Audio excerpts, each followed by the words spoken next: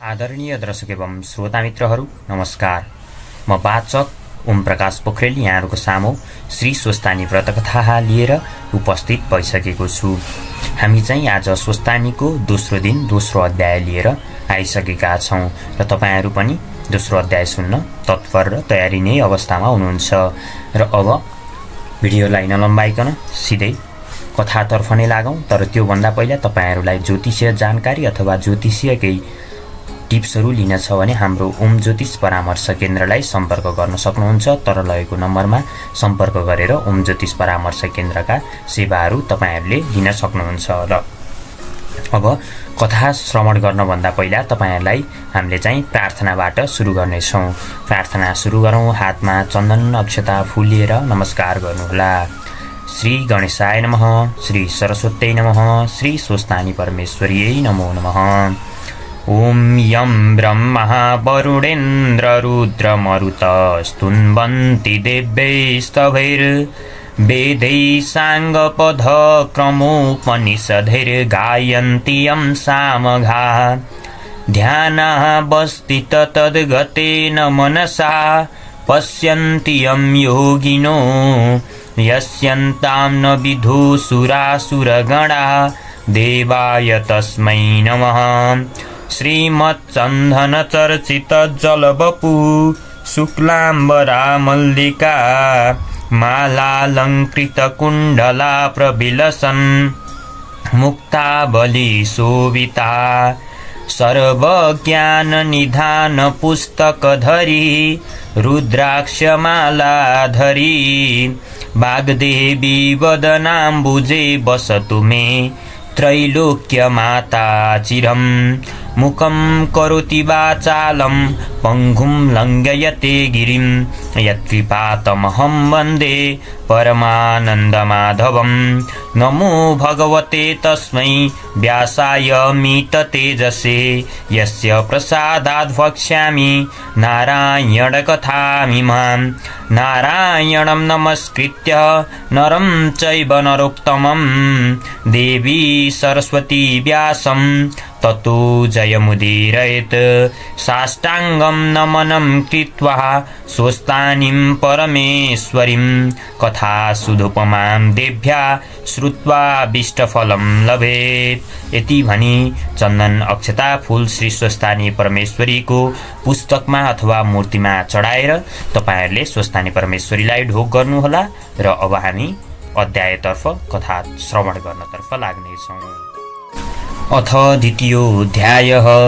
कुमारजी आज्ञा गर्नुहुन्छ, हे अगस्त्य मुनि, अघि यो संसारमा पद्मकल्पमा जलमय हुँदा परम ब्रह्म स्वरूप विष्णुका नाभिदेखि सहस्रदल कमल उत्पन्न भयो। त्यस कमलमा ब्रह्मा बस्नुभई संसारको सृष्टि गर्ने विचार गर्नुभयो। त्यस बखत विष्णुको काने गुजीदेखि बडा वीर पराक्रमी मधु र कैटभ नाम गरेका दुई दैत्य उत्पन्न भए। ती मधु र कैटभ दैत्यले कहाँ के छ भनी जलमय संसारमा भ्रमण गर्दा गर्दा ब्रह्मा बसेको सहस्रदल कमल नजिक पुगे। त्यहाँ उनीहरूले कमलको गाँठ देखेर कमलको गाँठ समाती माथि जान खोज्दा ब्रह्मालाई देखे। त्यसपछि मधु र कैटभले ब्रह्मालाई खसाल्न खोजे। ब्रह्माले डराइकन त्यसै बखत योगमायाको आराधना गर्नुभयो। योगमाया पनि खुसी भई चाँडै प्रकट हुनुभयो। त्यसपछि ब्रह्माले बिन्ती गर्नुभयो, हे ईश्वर, विष्णुलाई जागा गराइदिनु हवस्। ब्रह्माको यस्तो वचन सुनि योगमायाले विष्णुलाई जागा गराइदिनुभयो। श्री विष्णु जागा हुनुभयो। त्यहाँ मधु र कैटभलाई देखि क्रोधले चाँडै युद्ध गर्न अगाडि सर्नुभयो। दिव्य 5000 वर्षसम्म जलमा घनघोर युद्ध भयो। त्यही पनि मधु र कैटभ दैत्यलाई जित्न सक्नु भएन। र विष्णुले, हे दैत्य हो, तिमीहरू बडो पराक्रमी रहेछौ, म सन्तुष्ट भई वर माग भनी आज्ञा गर्नुभयो। विष्णुको कुरा सुनेर मधु र कैटभ दैत्यले अहङ्कार गरी भने, हे विष्णु, युद्धमा तिमीलाई हामीले जित्यौं। तिमी के वरदान देउला र बरु तिमीसँग तिम्रो इच्छा भएको वर माग, हामी अवश्य दिनेछौँ। मधु र कैटवको यस्तो वचन सुनि विष्णु आज्ञा गर्नुहुन्छ, हे मधु कैटव, तिमीहरूले राम्रो कुरा गर्यौ, म वर माग्दछु, वाचा गर। मधु र कैटवले दैत्यले पनि विष्णुले मागेको वर हामी अवश्य दिउँला भनी वाचा गरे। तब विष्णु आज्ञा गर्नुहुन्छ, हे दैत्य हो, अरू थोक के वर मागौँ? तिमी दुवैलाई म मार्ने छु, मेरो हातदेखि मर। यस्तो विष्णुको वचन सुनि मधु र कैटव दैत्यले भने, हे विष्णु, तिमीले कपट गरी वर माग्यौ, तथापि हामीले वाचा गरेकाले दिन्छौँ। अब के गरौँ भनी मधु र कैटवले मनमा विचार गरे कि संसार जलमय छ, तसर्थ जल नभएको ठाउँमा भन्नु नै उचित हुन्छ। सोच विचार गरी उनीहरूले विष्णुसँग भने, हे विष्णु, तिमीलाई जल नभएको ठाउँमा मार। यति दैत्यले भनेको सुनि विष्णुले ती दुवै दैत्यलाई आफ्नो काखमा राखी सुदर्शन चक्रले पालैसित मार्नुभयो। तिनै दैत्यको बोसो शीतल काल तुला तुसारोले पानी जम्या झैँ समुद्रको जलमा जमेर पृथ्वी भइन्। मासुले पर्वत भयो, हाडले पत्थर भयो। त्यो देखेर ब्रह्माले अब संसारको सृष्टि गरौँ भनी पहिले चतुर्दश भुवन सृष्टि गर्नुभयो। कुन कुन भने भूलोक, भुवलोक, स्वरलोक, महरलोक, जनलोक, तपलोक, सत्यलोक। यी सात माथिका सात अतल, बीतल, सुतल, तलातल, महातल, रसातल, पातल, यी सात तलाका लोक हुन्। त्यसपछि द्वीपदहरूको सृष्टि गर्नुभयो। कुन कुन भने जम्बुद्वीप, प्लेक्ष्यद्वीप, सालमली द्वीप, कुशद्वीप, क्रौञ्चद्वीप, शाकद्वीप, पुष्कर द्वीप भनी यी द्वीपहरू पहिलो भन्दा दोस्रो दोब्बर ज्यादा, दोस्रो भन्दा तेस्रो दोब्बर ज्यादा भएर परस्पर बढ्दै गएका छन्। अनि सात समुद्रको सृष्टि गर्नुभयो। कुन कुन भने छारोद समुद्र, इच्छुरद समुद्र, सुरोद समुद्र, घृतोद समुद्र, क्षीरोद समुद्र, दधी मण्डोद समुद्र, शुद्धोद समुद्र। यी सात समुद्रको सृष्टि गर्नुभयो। यी पनि द्वीपको जस्तै परस्पर बढ्दै गएका छन्। जम्बुद्वीप क्षीरोद समुद्रले बेष्टित छ। त्यहाँ अग्निद्र नाम गरेका राजा राज्य गर्दछन्। दोस्रो प्लेक्ष्य क्षुरदोष समुद्रले बेष्टित छ। त्यहाँ इन्द्रद्वीप राजा छन्। तेस्रो सालमली द्वीप सुरोद समुद्रको बेष्टित छ। त्यहाँ यज्ञबाहु राजा छन्। चौथो कुशद्वीप घृतोद समुद्रले बेष्टित छ। त्यहाँ हिरण्य द्विता नाम गरेका राजा छन्। पाँचौं क्रौञ्चद्वीप क्षीरोद समुद्रले बेष्टित छ। त्यहाँ घृतपृष्ठ नाम गरेका राजा छन्। छैटौं शाकद्वीप दधी मण्डोद समुद्रले बेष्टित छ। त्यहाँ मेधातिथि राजा छन्।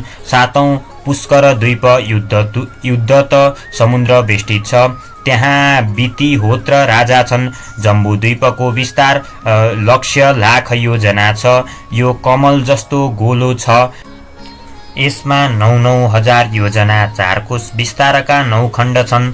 यस्ता तरहका पृथ्वी सृष्टि गरेपछि अष्टपर्वत सृष्टि गर्न लाग्नुभयो। कुन कुन भने सुमेरु पर्वत, गन्धमाधन पर्वत, कैलाश पर्वत, हिमालय पर्वत, त्रिकुट पर्वत, चित्रकूट पर्वत, चन्द्रकूट पर्वत, चन्द्रावन्त पर्वत गरी अष्टपर्वतको सृष्टि गर्नुभयो। हे अगस्त्य मुनि, पर्वतहरूको सृष्टि गरेपछि ब्रह्माजीले अब प्राणीहरूको सृष्टि गरौँ भनी श्री महादेवको तपस्या गर्नुभयो। दिव्य 12,000 वर्ष अति कष्ट तपस्या गर्दा महादेव प्रत्यक्ष भई, हे ब्रह्मा, तिम्रो भक्ति देखि म सन्तुष्ट भएँ, वर माग भनी आज्ञा गर्नुभयो। यो सुनि ब्रह्माले महादेवलाई नाना उपचार गरी पूजा गरी स्तुति गरी, हे महेश्वर, हजुर कस्तो हुनुहुन्छ भने आफ्ना मायाले ब्रह्माण्ड संसार तुल्याई आफ्नो मायामा भुलिरहनु भएको छ। यस्तो हजुरलाई कोटी कोटी नमस्कार छ। फेरि एकै मूर्तिले 3 मूर्ति ब्रह्मा विष्णु महेश्वर नाम भई रहनुभएका यस्ता हजुरलाई कोटि कोटि नमस्कार छ।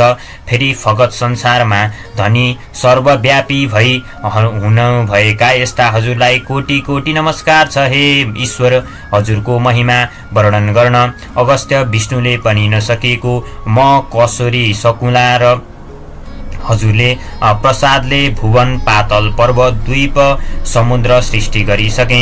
अब प्राणी सृष्टि गर्न सकूँ यति वरदान दिनुहोस्। यति ब्रह्माले भनेको सुनि महादेव भन्नुहुन्छ, हे सुरश्रेष्ठ, सृष्टिकर्ता भएको हुँदा तिमीले प्राणी पनि सृष्टि गर्न सके भनी वरदान दिनुभयो। यस्ता उपरान्त ब्रह्माले मनमा हर्ष गरी श्री महादेवलाई साष्टाङ्ग प्रणाम गरी सुमेरु पर्वतमा गई अन्तर्ध्यान हुनुभयो। ब्रह्माले सुमेरु पर्वतमा शिवजी लोक, विष्णु लोक, ब्रह्मा लोक, उमा लोक, स्कन्द लोक, नाना लोक सृष्टि गर्नुभयो। सबभन्दा माथि धर्मलोक सृष्टि गर्नुभयो। अनि सुमेरु पर्वतमा पूर्व दिशामा ऐरावती, आग्नेय कोण शुद्धतावती, दक्षिण दिशामा यमपुरी, नैऋत्य कोणमा कृष्णावती, पश्चिम दिशामा श्रद्धावती, वायव्य कोणमा गन्धावती, उत्तर दिशा कोणमा अलकापुरी, ईशान कोणमा यशोमती सृष्टि गर्नुभयो।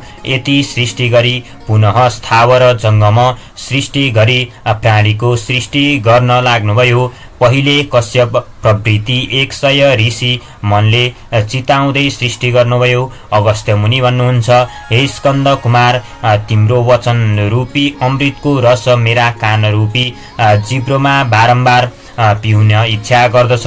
सृष्टिका कुराहरू सबै सुने। अब देवता, दैत्य, मनुष्य कस्ता रीतले सृष्टि गर्नुभयो त्यो सुन्न धेरै इच्छा छ, आज्ञा गर्नुहोस्। यति अगस्त्य मुनिले भनेको वचन सुनि कुमार आज्ञा गर्नुहुन्छ। हे अगस्त्य मुनि, कश्यप ऋषिका अदिति, दिति, दनुका कारा, घोरा, सिंहिका क्रोधा, प्रादा, बलिष्ठा, विनता, कपिला, क्रुदा, मनु यस्ता नाउँ गरेका 13वटी पत्नी थिए। दितिका गर्भदेखि हिरण्यकिशु प्रकृति दैत्य जन्मे। अदितिका गर्भदेखि चन्द्र, सूर्य, इन्द्र प्रभृति 33 कोटी देवता जन्मे। दनुका गर्भदेखि दानवहरू जन्मे। कार र घोरका गर्भदेखि गन्धर्वहरू जन्मे। सिंहिकाका गर्भदेखि राहु जन्मे। क्रोधका गर्भदेखि क्रोध जन्मे। प्राधाका गर्भदेखि रम्बा, तिलोक्तका उर्लसी प्रवृत्ति अप्सराहरू जन्मे। मनुका गर्भदेखि ब्राह्मण, क्षेत्री, वैश्य, शूद्र यति 4 प्रकारका मनुष्यहरू जन्मे। बलिष्ठा र विनताका गर्भदेखि अरुण, गरुण, सम्पाति, मयूर, कोकिल, चखेवा, जीवनजीव, मयुना, धोविनी, राजहंस प्रकृति पक्षीहरू जन्मे। कपिलाका गर्भदेखि कानधेनु, सिंह, शार्दूल, बाघ, हात्ती, घोडा, मृग, गैंडा, खरायो प्रभृति पशुहरू जन्मे। क्रुधका गर्भदेखि शेषनाग, अनन्तनाग, वासुकी नाग, महापद्मनाग, कुलकी नाग, कर्कोटक नाग, तक्षक नाग, शङ्खनाग यति अष्टनागहरू जन्मे। हे अगस्त्य मुनि, यस्ता तरहले देवता, ऋषि, यक्ष, गन्धर्व, किन्नर, राक्षस, अप्सरा, नाग, मनुष्य, पशु, पंक्षी सृष्टि भएको देखि ब्रह्माले अब यिनीहरूलाई खानका निमित्त आहार सृष्टि गरौँ भनी धान, जौ, तिल प्रभृत नाना अन्न सृष्टि गरे। हे अगस्त्य मुनि, यो म संक्षिप्तले मात्र भन्दैछु। अरू सबै कुरा पुराणबाट विस्तार गरिएकै हुँदा सोहीबाट सबै बुझिने नै छ। मैले यिनै कुरा बताएँ। अब तिमीहरूलाई जे सुन्ने इच्छा छ भनी कुमारले आज्ञा गर्नुभयो।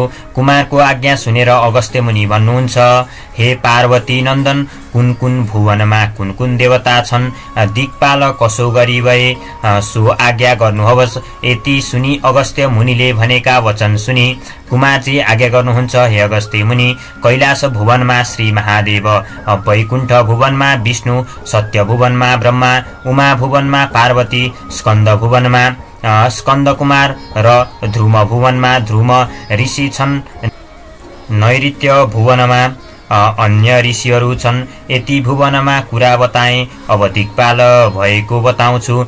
कश्यप ऋषिका पुत्र इन्द्रले हिमालय पर्वत गई धेरै कालसम्म कष्ट गरी तपस्या गर्दा श्री महादेव सन्तुष्ट भई, हे इन्द्र, तिम्रो भक्तिदेखि म सन्तुष्ट भएँ भनी वरदान दिई पूर्व दिशाको दिक्पाल भएस भनी अमरावतीको अधिपति गराई पठाए। फेरि एउटा गई त्यसै गरी तपस्या गरे। श्री महादेव सन्तुष्ट भई अग्नि भन्ने नाउँ राखी अग्नि कोणको दिक्पाल भएस भनी शुद्धावतीको अधिपति गराई पठाए। फेरि एउटाले गई त्यसै गरी तपस्या गरे। महादेव प्रसन्न भई यम भनेर दक्षिण दिशाको दिक्पाल भएस भनी यमपुरीको अधिपति गराई पठाए। फेरि अर्को एकजना गई त्यसै गरी तपस्या गरे। महादेव प्रसन्न भई नैऋति भन्ने नाम राखी नैऋत्य कोणको दिक्पाल भएस भनी कृष्णावतीको अधिपति गराई पठाए। फेरि अर्को एकजना गई त्यसै गरी तपस्या गरे। महादेव सन्तुष्ट भई वरुण भन्ने नाम राखी पश्चिम दिशाको दिक्पाल भएस भनी श्रद्धावतीको अधिपति भई पठाए।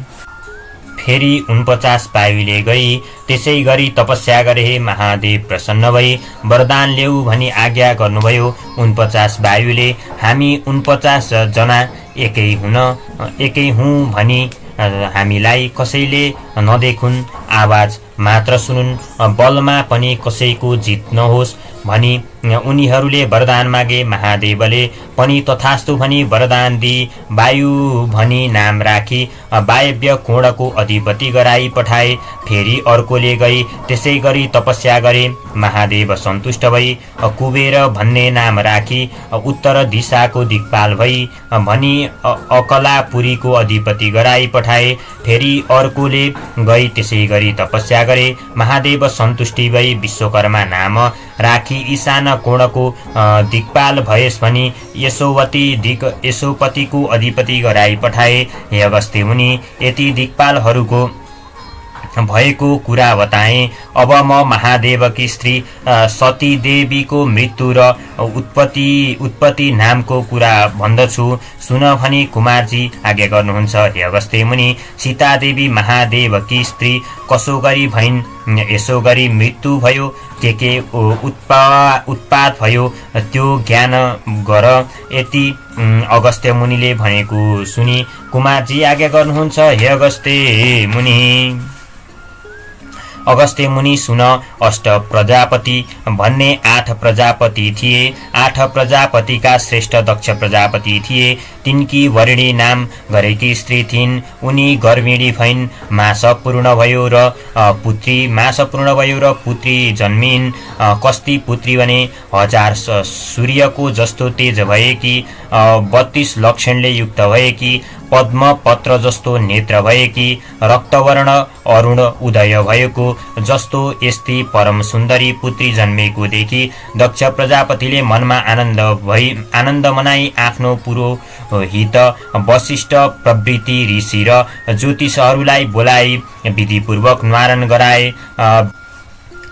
वशिष्ठ प्रभृति ऋषिहरूले ज्योतिषीय शास्त्रमा विचार गरी मनन गरी यस बालिकाको नाम सतीदेवी राखिदिए। ज्योतिषहरूले यिनी बालिका तिनै भुवनमा नै प्रख्यात होलिन् भनी भविष्यवाणी समेत गरे। त्यसपछि दक्ष प्रजापतिले पनि श्रद्धापूर्वक दक्षिणा दिई भोजन गराई उनीहरूलाई बिदा दिए। उनीहरू पनि आफ्ना आश्रममा जाँदा भए। इति श्री स्कन्द पुराणे केदारखण्डे माघ महात्म्ये कुमार अगस्त्य संवादे सतीदेवी उत्पत्ति नाम श्री स्वस्थानी परमेश्वर्या व्रतकथायां द्वितीयोऽध्यायः समाप्तम्। आदरणीय दर्शक एवं श्रोता मित्रहरू, हाम्रो द्वितीय अध्याय चाहिँ समाप्त भएको छ र अध्याय समाप्त भएपछि तपाईहरुले हातमा चन्दन अक्षता फूल लिई नमस्कार गर्नुहोला। अब हामी अन्तिमको पुष्पाञ्जली अध्ययन गर्नेछौं। हातमा पुष्पाञ्जली लिनुहोला। ओम उपनयतु मंगलवः सकला जगन्मंगलालयः श्रीमान दिनकर किरण निबोधित नव नील दल निवेक्षण कृष्णः काले वर्षतु पर्जन्य पृथिवी सस्यशालिनी देशोऽयं क्षवरहितो ब्राह्मणाः सन्तु निर्भयाः अपुत्राः पुत्रिणः सन्तु पुत्रिणः सन्तु पौत्रिणः निर्धनाः सदनाः सन्तु जीवन्तु शरदां शतम् तत्रैव गङ्गा यमुना च तत्र गोदावरी सिन्धु सरस्वती च तीर्थानि सर्वाणि वसन्ति तत्र यत्राच्युतोद्वार कथा प्रसङ्ग या कुन्देन्तु तुषारहार धवला या शुभ्रवस्त्रावृता या वीणा वरदण्ड मण्डितकरा या श्वेत पद्मासना या ब्रह्माच्युत शङ्कर प्रविधिवे देव्यै सदा वन्दिताः सामं पातु सरस्वती भगवती निशेषजाड्यापः कायेन वाचा मनसीन्द्रियैर्वा बुद्ध्यात्मना वा प्रकृति स्वभावद् करोमि अद्य सकलं परस्मै नारायणायति समर्पये तद् अनन्यचेतसा भक्त्या श्रुत्य यच्च कथामृतं समर्पयामि तत्सर्वः स्वस्तानि परमेश्वरी इति श्री स्वस्तानि परमेश्वर्यै नमो नमः यति भनेर श्रोता वक्ता सबैले पुस्तकमा पुष्पाञ्जली अथवा मूर्तिमा पुष्पाञ्जली चढाई आफ्नो मनोकामना पूर्ण होस् भनी वर माग्नुहोस्। आफ्नो मनका इच्छाहरू पूर्ण होस् भनी श्री स्वस्तानि वर्तकथाका सामु आफ्ना मनोकामना मनका इच्छाहरू माग्नुहोला। हामी तेस्रो दिन तेस्रो अध्याय लिएर तपाईहरुको सामु उपस्थित हुने बाचा प्रतिज्ञा गर्दै आजका लागि बिदा हुन्छौं। हस्त धन्यवाद। शुभ दिन शुभ समय।